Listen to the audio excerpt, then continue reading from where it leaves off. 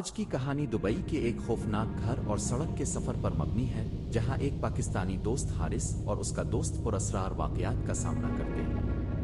یہ کہانی اس خوفناک رات کی ہے جب انہیں ایک جنات کے زیر تسلط گھر کا سامنا کرنا پڑا اور بعد میں ایک پراسرار سایہ ان کا پیچھا کرتا رہا۔ خوفناک حالات، مافوق الفطرت سرگرمیاں اور ایک خوفناک روح کی تلاش اس کہانی کو سنسنی اور دہشت سے بھرپور بناتی ہے۔ یہ کہانی اس وقت شروع ہوتی ہے جب میری دوست حارث اور میں دبئی منتقل ہونے کا فیصلہ کرتے ہیں۔ ہم نے ایک بڑا اور جدید فلیٹ کرائے پر لیا جو شہر کے ایک پرانے علاقے میں واقع تھا۔ یہ فلیٹ بہت خوبصورت تھا، لیکن ایک عجیب سی خاموشی تھی جو ہمیں اس کی طرف کھینچ رہی تھی۔ جب ہم نے نئے گھر میں پہلی رات گزاری تو عجیب سی احساس ہوا۔ ہر چیز معمول کے مطابق تھی، لیکن رات کے وقت جب ہم سو رہے تھے تو اچانک میں نے ایک عجیب سی آواز سنی، جیسے کوئی چیز نیچے زمین پر سرسرا رہی۔ حارث نے کہا کہ یہ محض ہماری تخیل کی پرواز ہے، لیکن میں محسوس کر رہا تھا کہ کچھ اور ہی چل رہا ہے۔ اگلے دن جب ہم نے گھر کو مزید ترتیب دیا تو ہمیں کچھ پراسرار چیزیں نظر آئیں۔ چیزیں اپنی جگہ سے ہٹ رہی تھیں اور کچھ چیزیں تو ہمارے سامنے غائب بھی ہو گئیں۔ حارث نے مذاق میں کہا، شاید ہمارے ساتھ کوئی جن آبھوت رہتا ہے۔ میں نے ہنستے ہوئے کہا، ہاں کیا پتا۔ ایک رات ہم نے فیصلہ کیا کہ ہم دبئی کی سڑکوں پر سیر کریں گے۔ رات کی تاریکی میں جب ہم چل رہے تھے تو ہم نے ایک خالی گلی میں ایک قدیم گھر دیکھا۔ گھر کا دروازہ آہستہ آہستہ کھلا اور ایک ٹھنڈی ہوا نے ہمارا استقبال کیا۔ ہم نے ایک دوسرے کو دیکھا اور فیصلہ کیا کہ ہمیں اندر جانا چاہیے۔ گھر کے اندر داخل ہوتے ہی ہمیں خوف محسوس ہوا۔ ہر چیز پرانا اور خراب تھا، دیواریں ٹوٹ رہی تھیں اور فرش پر گرد کی ایک تہہ تھی۔ اچانک ہمیں ایک سایہ دکھائی دیا جو ایک کمرے کی طرف جا رہا تھا۔ حارث نے میری طرف دیکھا اور کہا، کیا تم نے یہ دیکھا؟ ہم نے اس سائے کا پیچھا کیا اور ایک کمرے میں داخل ہوئے۔ کمرے میں ایک بزرگ خاتون بیٹھی ہوئی تھی، اس کی آنکھیں چمکتی ہوئی تھیں۔ وہ ہمیں دیکھ کر بولی، تم یہاں کیوں آئے ہو؟ یہ جگہ محفوظ نہیں۔ ہمیں خوف محسوس ہوا اور ہم فوراً باہر نکلنے لگے۔ گھر سے باہر نکلتے ہی ہم نے محسوس کیا کہ ہر چیز میں عجیب سی خاموشی تھی، جیسے سب کچھ رک گیا ہو۔ ہم نے اپنی کار کی طرف دوڑ لگائی، لیکن جیسے ہی ہم نے دروازہ کھولا ہمیں ایک اور سایہ دکھائی دیا۔ یہ سایہ ہمیں پیچھا کر رہا تھا۔ ہماری دل کی دھڑکن تیز ہو گئی اور ہم نے کار کو تیز رفتاری سے چلانا شروع کیا۔ جیسے ہی ہم نے سڑک پر روانہ ہوئے مجھے احساس ہوا کہ کچھ ہمارے پیچھے ہے۔ میں نے پیچھے موڑ کر دیکھا، لیکن کچھ نظر نہیں آیا۔ اچانک ہماری کار کا انجن بند ہو گیا۔ ہم ڈر گئے اور باہر نکلنے کی کوشش کی، لیکن دروازے بند ہو گئے۔ وہی سایہ اب ہماری کار کے قریب آ رہا تھا۔ میں نے حارث کی طرف دیکھا اور کہا، ہمیں کچھ کرنا ہوگا۔ ہم نے اپنے ساتھ موجود سامان سے ایک چیز پھینکی اور دروازے کو کھولنے کی کوشش کی۔ جیسے ہی ہم نے دروازہ کھولا سایہ ہمارے قریب پہنچ گیا۔ ہم باہر کی طرف دوڑنے لگے۔ اچانک وہ سایہ ہمارے سامنے آ گیا اور ہمیں اس کی آنکھوں کی چمک محسوس ہوئی۔ ہمیں محسوس ہوا کہ یہ سب کچھ حقیقت تھا۔ ہم نے جلدی سے اپنی کار کی طرف بڑھنے کی کوشش کی، لیکن وہ سایہ ہماری راہ میں رکاوٹ بن گیا۔ حارث نے کہا، ہمیں اس کا سامنا کرنا ہوگا۔ ہم نے جانا کہ یہ سایہ دراصل اس گھر کی ماضی کی داستان کا حصہ تھا۔ یہ ایک روح تھی جو اپنے کھوئے ہوئے پیارے کی تلاش میں تھی۔ ہم نے دل جمعی کے ساتھ اس روح کے سامنے کھڑے ہو کر کہا، ہم آپ کی مدد کرنا چاہتے ہیں۔ روح نے ہماری بات سنی اور ہمیں ایک خاص جگہ کی طرف اشارہ کیا۔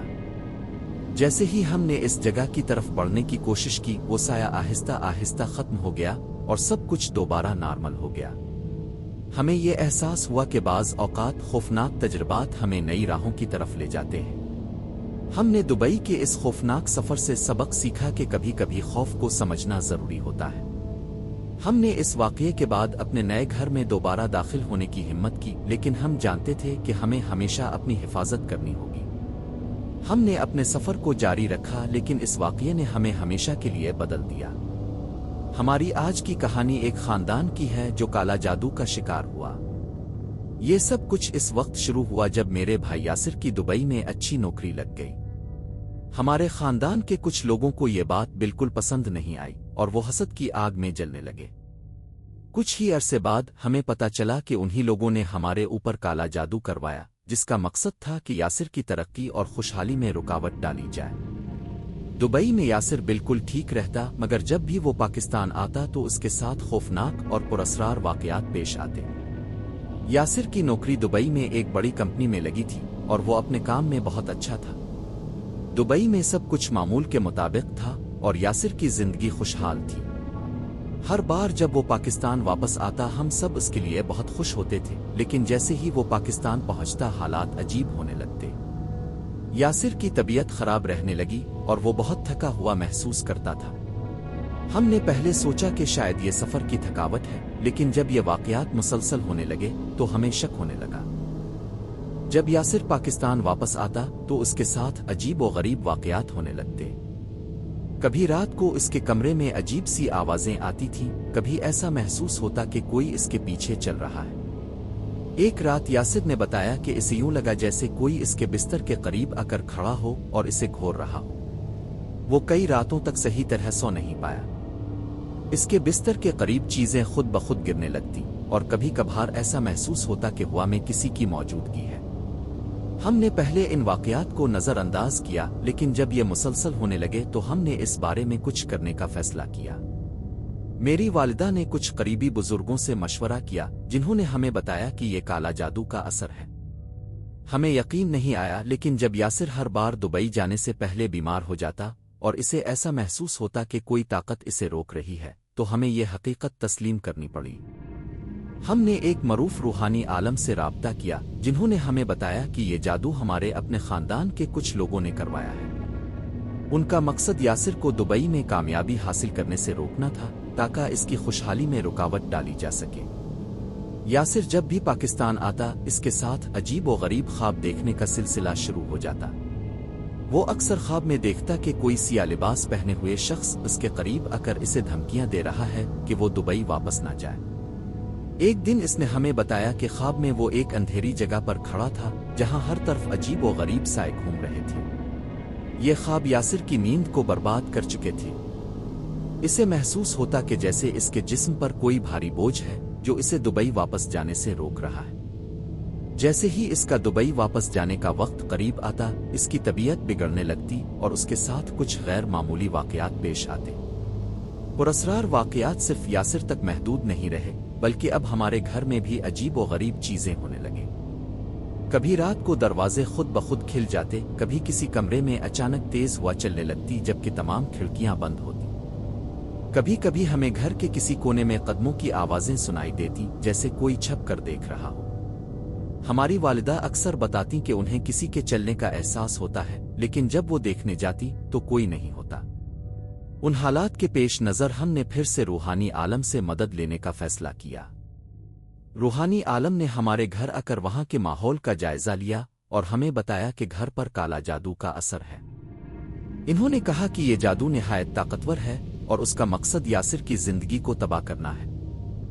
रूहानी आलम ने यासिर के लिए कुछ खुसूसी दुआएं और वज़ाइफ तजवीज़ किए और घर में खास रसूमात करने का मशवरा दिया, ताकि घर से इन मनफी असरात को ख़त्म किया जा सके। इन रसूमात के दौरान रूहानी आलम ने कहा कि उन्हें घर में एक सियासाया महसूस हो रहा है जो हमारे हर कदम को देख रहा है। हमने रूहानी आलम की बातों पर अमल करते हुए घर में जादू के असरात को ख़त्म करने के लिए दुआएं की और कुछ मखसूस रसूमात अंजाम दे। रसूमात के दौरान यासिर ने बताया कि इसे एक लम्हे के लिए ऐसा महसूस हुआ जैसे इसके जिस्म से भारी बोझ हट गया हो।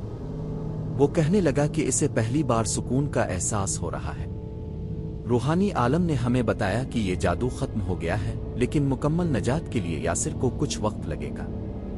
इसके बाद यासिर ने खुद को काफी बेहतर महसूस करना शुरू किया।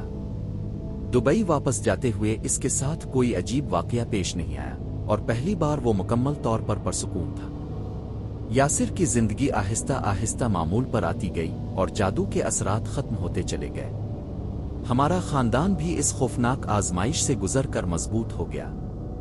ये वाकया हमें हमेशा याद दिलाता है कि हसद और नफरत किस हद तक जा सकते हैं और किस तरह लोग अपनी जाती रंजिशों की बना पर दूसरों की जिंदगियों को तबाह करने की कोशिश करते हैं।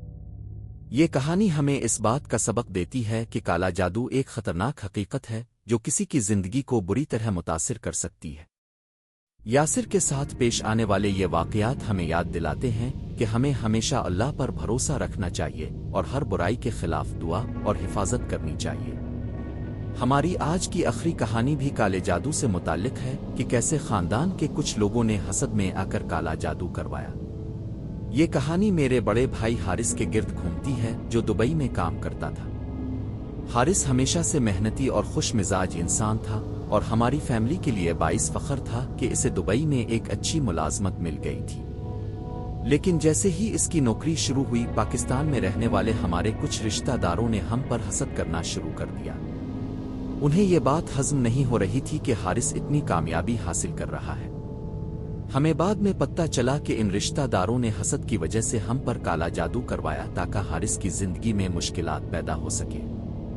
دبئی میں حارث بالکل ٹھیک تھا، اس کی نوکری اچھی چل رہی تھی اور وہ کسی بھی قسم کی پریشانی کا سامنا نہیں کر رہا تھا۔ اس کی دن رات محنت نے اسے کمپنی میں ایک بہترین مقام دلایا تھا۔ وہ اکثر ہمیں فون کرتا اور اپنی زندگی کے متعلق بتاتا۔ ہمیں اس کی کامیابیاں سن کر خوشی ہوتی، لیکن یہ خوشیاں بہت دیر تک قائم نہ رہ سکیں۔ ہر بار جب حارث پاکستان واپس آتا تو کچھ نہ کچھ عجیب اور خوفناک واقعات پیش آتے۔ جب حارث پہلی بار چھٹی پر پاکستان آیا، سب کچھ ٹھیک لگ رہا تھا۔ ہم سب اسے دیکھ کر خوش تھے اور گھر میں رونق لوٹ آئی تھی۔ لیکن اس کے پاکستان آتے ہی گھر میں عجیب و غریب واقعات شروع ہو گئے۔ پہلے تو ہمیں لگا کہ شاید یہ سب ہمارے ذہن کا وہم ہے، لیکن جب واقعات بڑھنے لگے تو ہمیں یقین ہو گیا کہ یہ محض اتفاق نہیں تھا۔ حارث کے کمرے میں اکثر رات کو چیزیں خود بخود ہلنے لگتی، دروازے بند ہو جاتے، کھڑکیاں خود بخود کھل جاتی۔ ایک رات ہم سب نے ایک زوردار دھماکے کی آواز سنی، جیسے کوئی چیز کمرے میں پھینکی گئی ہو۔ جب ہم وہاں پہنچے تو حارث کا چہرہ پسینے سے بھرا ہوا تھا اور وہ ہانپ رہا تھا۔ اس نے ہمیں بتایا کہ اسے ایک بھاری چیز نے بستر سے دھکیلنے کی کوشش کی۔ وقت گزرنے کے ساتھ ساتھ حارث کے ساتھ مزید عجیب واقعات ہونے لگے۔ اسے بار بار خواب میں ایک بوڑھی عورت نظر آتی جس کا چہرہ خوفناک اور بدن جھکا ہوا تھا۔ وہ عورت اسے دھمکی دیتی کہ تم دوبارہ دبئی نہیں جا سکتے، تم یہاں قید ہو چکے ہو۔ ہر بار جب وہ خواب سے جاگتا تو وہ پسینے میں بھیگا ہوتا اور زور زور سے سانس لے رہا ہوتا۔ ایک دن حارث نے ہمیں بتایا کہ جب بھی وہ دبئی جانے کی تیاری کرتا، اسے ایسا محسوس ہوتا جیسے کوئی بھاری چیز اس کے جسم کو جکڑ لیتی ہے اور اسے روکنے کی کوشش کرتی ہے۔ ایک دن جب اس کی فلائٹ تھی، حارث اچانک بے ہوش ہو گیا۔ ہمیں سمجھ نہیں آیا کہ یہ کیا ہو رہا تھا، لیکن اب ہمیں یقین ہو چکا تھا کہ یہ سب کالا جادو تھا۔ یہ حالات دیکھ کر ہم نے ایک قریبی عالم سے رابطہ کیا۔ وہ عالم کالا جادو اور جنات کے معاملات کو سمجھتا تھا۔ اس نے ہمیں بتایا کہ یہ سب کسی حسد کرنے والے رشتہ دار کی طرف سے کیا گیا کالا جادو ہے، جس کا مقصد حارث کی زندگی میں مشکلات پیدا کرنا تھا تاکہ وہ دبئی نہ جا سکے اور ترقی نہ کر سکے۔ عالم نے ہمیں کچھ عملیات بتائے اور کہا کہ گھر میں روزانہ قرآن کی تلاوت کریں اور مخصوص دعائیں پڑھیں۔ ہم نے فوراً ان عملیات کو اپنانا شروع کیا اور حارث نے بھی نماز اور تلاوت پر توجہ دی، لیکن حالات ٹھیک ہونے کی بجائے مزید بگڑتے جا رہے تھے۔ جیسے ہی حارث دوبارہ دبئی جانے کی تیاری کرتا، کوئی نہ کوئی حادثہ ہو جاتا۔ ایک دن ہم نے حارث کو دبئی واپس بھیجنے کا فیصلہ کیا، چاہے کچھ بھی ہو۔ ہم سب کو اندازہ تھا کہ کچھ نہ کچھ ہوگا، لیکن ہم پرعزم تھے۔ حارث نے فلائٹ کی بکنگ کروا لی اور ہم نے اس دن کے لیے بہت تیاری کی تھی۔ لیکن فلائٹ کے دن صبح سویرے حارث نے ہمیں بتایا کہ اس کا جسم بھاری ہو گیا ہے اور اسے چلنے میں دقت ہو رہی ہے۔ اس نے فلائٹ مس کر دی اور ہم سب بے حد پریشان تھے۔ یہ واقعات بار بار ہوتے رہے اور ہر بار کوئی نہ کوئی حادثہ پراسرار واقعہ پیش آتا۔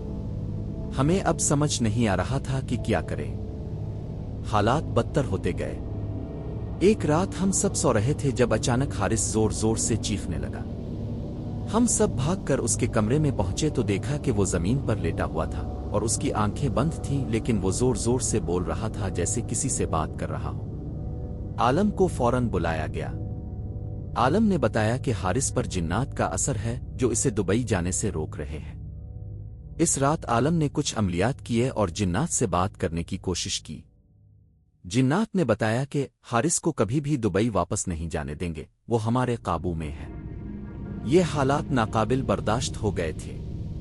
आलम ने हमें एक बड़े अमल का कहा जिसमें पूरे घर को पाक किया जाएगा और हारिस पर किए गए जादू का खात्मा किया जाएगा। हमने इस अमल के लिए तैयारी की।